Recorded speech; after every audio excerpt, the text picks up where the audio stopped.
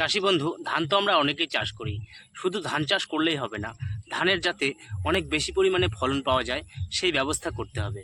চাষ করে অনেকেই কিন্তু অনেক রকম ফলন পায়, কিন্তু আজকে আমি এই ভিডিওতে এমন একটা পদ্ধতি বলবো, এই পদ্ধতিতে যদি আপনি ধান চাষ করেন তাহলে অন্য চাষির তুলনায় অনেক বেশি পরিমাণে আপনি ফলন পাবেন, এটা গ্যারান্টি।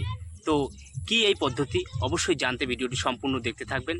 আর আপনি যদি আমার চ্যানেলটি এখনও সাবস্ক্রাইব না করে থাকেন, এই ধরনের কৃষি বিষয়ক ভিডিও নিয়মিত পেতে অবশ্যই চ্যানেলটিকে সাবস্ক্রাইব করবেন এবং ভিডিওটি ভালো লাগলে একটি লাইক করবেন আর বন্ধুদের কাছে শেয়ার করে তাদের দেখার সুযোগ করে দেবেন। তো চলুন বিস্তারিত আলোচনায় যাওয়া যাক। তো কৃষক বন্ধু, ধানের ফলন বৃদ্ধি করার জন্য শুধুমাত্র একটি বিশেষ পদ্ধতি অবলম্বন করেই যে আপনি ধানের ফলন বাড়াতে পারবেন, এটা কিন্তু কখনোই না। ধানের ফলন বৃদ্ধি করতে হলে একদম প্রথম থেকে শেষ পর্যন্ত বিশেষ কিছু গুরুত্বপূর্ণ বিষয় খেয়াল রেখে আপনাকে চাষ করে যেতে হবে, তাহলেই আপনি ধানের একটা ভালো ফলন নিতে পারবেন। যেমন প্রথম দিকে যখন আপনি বীজতলা তৈরি করবেন, তখন সঠিক জাত আপনাকে নির্বাচন করতে হবে। যে জাতের ধান আপনার এলাকায় সবথেকে বেশি ফলন দেয় বা উচ্চ ফলনশীল উন্নত মানের বীজ আপনাকে নির্বাচন করতে হবে। যে কোনো বীজ আপনি জমিতে ফেললেন আর সেই ধান চাষ করলেন, সে থেকে বেশি পরিমাণে ফলন আশা করা পুরোটাই ভিত্তিহীন। তাই অবশ্যই সঠিক মানের সঠিক জাতের বীজ আপনাকে নির্বাচন করতে হবে। দ্বিতীয়ত, বীজতলা সঠিকভাবে তৈরি করতে হবে এবং চারা যাতে উন্নত মানের তৈরি করা যায় সেই ব্যবস্থা গ্রহণ করতে হবে। তৃতীয়ত, সঠিক সময় জমি তৈরি করে সঠিক সময়ে চারা রোপণ করতে হবে এবং তৃতীয়ত, চারা রোপণ করার পর পরবর্তী সময় সম্পূর্ণ পরিচর্যা সঠিক সময় সঠিকভাবে করতে হবে, তাহলেই কিন্তু আপনি ভালো একটা ফলন আশা করতে পারেন।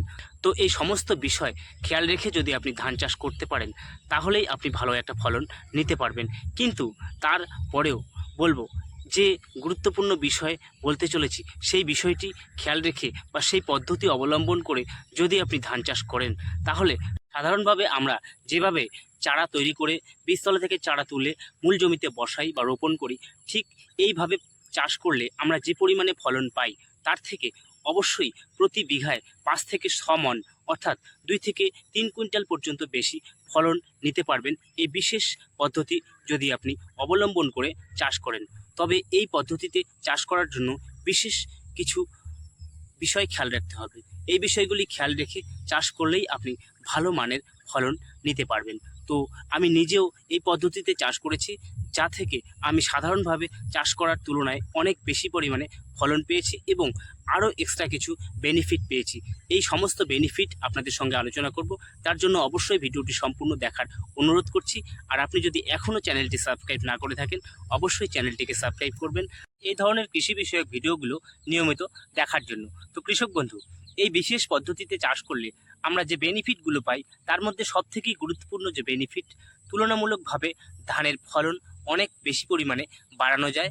দ্বিতীয়ত, ধান অনেক সময় বাতাসের মধ্যে মাটিতে লুটিয়ে পড়ে এবং ফলনে অনেক ঘাটতি দেখা যায়। আর তাছাড়া খড় নষ্ট হয়ে যায় বা গাছগুলো নষ্ট হয়ে যায়।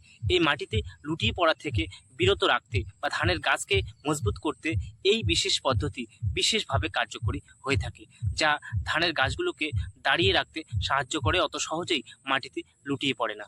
অনেক সময় জমিতে অন্য কোনো ফসল থাকার জন্য জমিতে ধান চাষটা একটু হলেও দেরি হয়ে যায়, যার কারণে আমরা সঠিক সময়ে চাষ করতে পারি না। এদিকে দেখতে পাচ্ছেন, এই জমিতে ধান লাগানো হয়ে গেছে, ধানের গাছগুলো সবুজ সতেজভাবে বৃদ্ধি করতে শুরু করে দিয়েছে, কিন্তু ঠিক তার পাশের জমি, এই জমিতে পাট চাষ করা হয়েছে, যার কারণে ধান চাষটা অনেকটাই দেরিতে হয়ে যাবে এই জমির তুলনায়। তো এই দুটো জমির ধান যাতে আমরা একই সময় ঘরে তুলতে পারি বা কাটতে পারি, এই সঠিক সময়টা মেনটেন করার জন্য আমরা এই পদ্ধতি অবলম্বন করে এই পাটের জমিতে ধান চাষ যদি অনেকটা দেরিতেও করে থাকি, তাহলে ঠিক একই সময়ে এই দুটি জমির ধান আমরা ঘরে তুলতে পারবো। তো এই ধরনের সমস্যা থেকে সমাধান পেতে হলেও এই পদ্ধতি বিশেষ কার্যকরী ভূমিকা পালন করে। আপনার জমি যদি নিচু জমি হয়ে থাকে বা মধ্যম জমি হয়ে থাকে, তাহলে এই পদ্ধতিটি ব্যবহার করে আপনি অনেক বেশি পরিমাণে ধানের ফলন নিতে পারেন।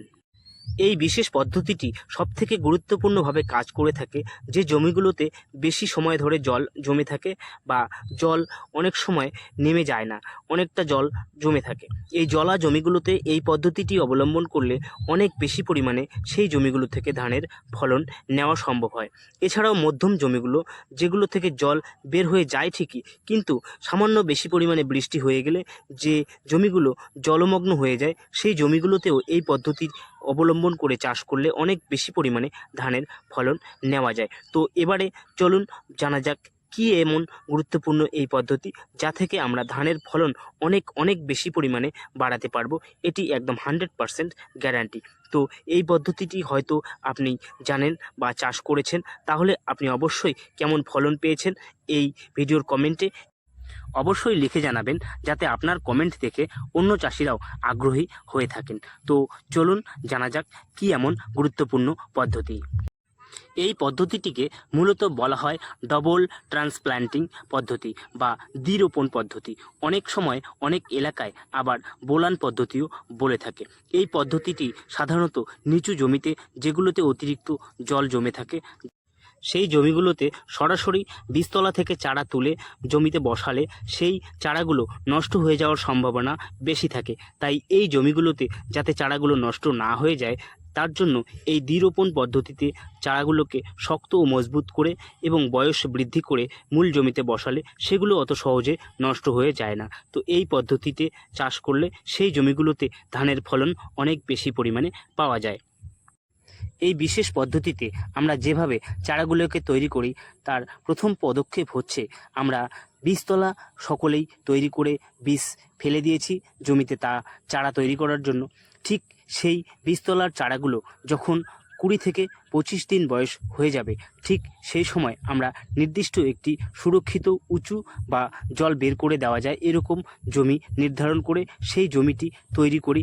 কাদা তৈরি করার পর সেই জমিতে আমরা চারাগুলোকে তুলে নিয়ে সেখানে রিপ্লান্ট করে থাকি, অর্থাৎ বীজতলার চারাগুলোকে 20 থেকে 25 দিন বয়সে তুলে আমরা সেই জমিটিতে রোপণ করি এবং একটি গোছাতে 15 থেকে 20টি চারা লাগাই এবং সেই গোছাগুলো সাধারণত 5 থেকে 6 আঙুল অর্থাৎ 2 থেকে 2.5 ইঞ্চি দূরত্বে ঘন ঘন করে লাগাই, যা থেকে আমাদের চারাগুলোতে অতিরিক্ত হারে শেকড় বৃদ্ধি হতে যাতে না পারে এবং পরবর্তী সময় শেকড়ের জন্য আমরা তুলতে অনেকটা সমস্যায় পড়তে পারি। তাই সহজেই যাতে তোলা যায় এবং জমিতে দ্বিরোপণ করা যায়, সেই সুবিধার জন্য আমরা ঘন করে সেই চারাগুলোকে রোপণ করে থাকি। এই রোপণ করা চারাগুলো যখন এই জমিতে 20 থেকে 25 দিন বয়সের হয়ে যাবে, ঠিক সেই সময় আমরা এখান থেকে তুলে মূল জমিতে রোপণ করব। যখন আমরা বীজতলা থেকে সরাসরি চারা তুলে মূল জমিতে বসাবো, তখন প্রতিটি গোছার মধ্যে আমরা যে চারাগুলো দেই সেখানে থাকে 4 থেকে 5টি চারা, কিন্তু এই পদ্ধতিতে চারাগুলোকে তুলে যখন মূল জমিতে বসাবো, সেখানে আমরা প্রতিটি গোছায় একটি সুস্থ চারা অথবা দুর্বল থাকলে সেখানে 2টি চারা লাগাতে পারি। সে থেকেই আমরা পর্যাপ্ত পরিমাণে পাশকাঠি বৃদ্ধি করিয়ে একটি ধানের সুস্থ ও স্বাভাবিক গোছা তৈরি করতে পারি। এটি একটি মূল সুবিধা এই পদ্ধতির। এখানে সাধারণত যে পরিমাণে ধানের বীজ লাগানো উচিত, সেই তুলনায় 1 বিঘা জমিতে আমরা অনেক কম পরিমাণে বীজ ব্যবহার করেও সম্পূর্ণ জমিটি চাষ করতে পারি। তাই এই পদ্ধতিতে আমাদের বীজের পরিমাণ অনেক কম প্রয়োজন হয়। এই পদ্ধতিতে চারা তৈরি করে আপনি চাষ করতে পারেন, অবশ্যই গ্যারান্টি, অবশ্যই অনেক বেশি পরিমাণে আপনি ধানের ফলন পাবেন। তো কৃষক বন্ধু, আজকের ভিডিওটি এই পর্যন্তই। দেখা হবে পরের কোনো গুরুত্বপূর্ণ বিষয় নিয়ে পরের ভিডিওতে। ততক্ষণে ভালো থাকবেন, সুস্থ থাকবেন। ধন্যবাদ।